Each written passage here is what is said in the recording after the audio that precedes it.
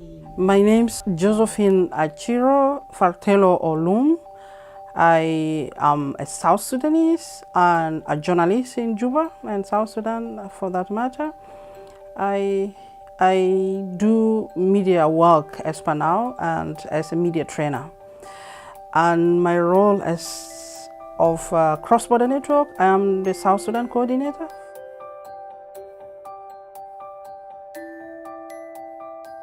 Cross-Border Network came at the right time for us as South Sudanese, and with the support of our colleagues in Uganda, of course, because it is for Uganda and South Sudan.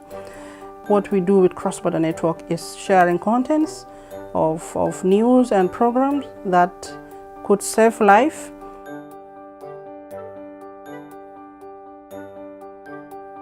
We see that our people in South Sudan need to know what is happening in South Sudan, especially those who are in Uganda, and host community as Uganda authority, Uganda people has to also know.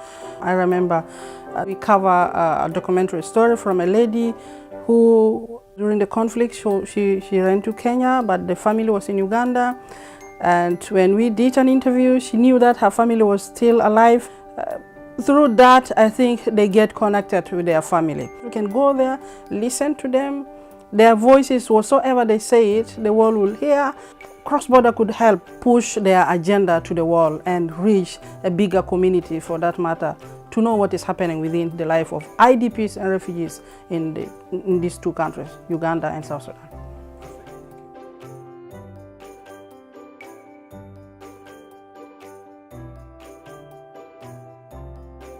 We are hoping to extend the coverage of Cross-Border Network, not only in Uganda and South Sudan, but we could reach all the angles where we find refugees or IDPs for that matter.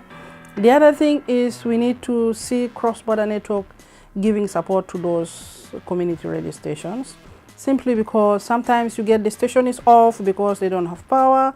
Sometimes you see the transmitter is banned, they don't have backup transmitter. So we are hoping to help those community radio stations to be operational so that our work will be easy.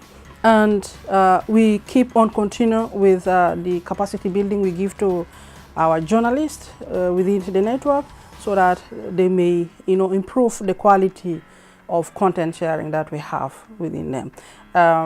Standard of journalism in South Sudan is still the biggest problem. Maybe in Uganda, yes, but in South Sudan we still have a long way to go and a lot to be done so that we have good quality that could suit the interest of our audience.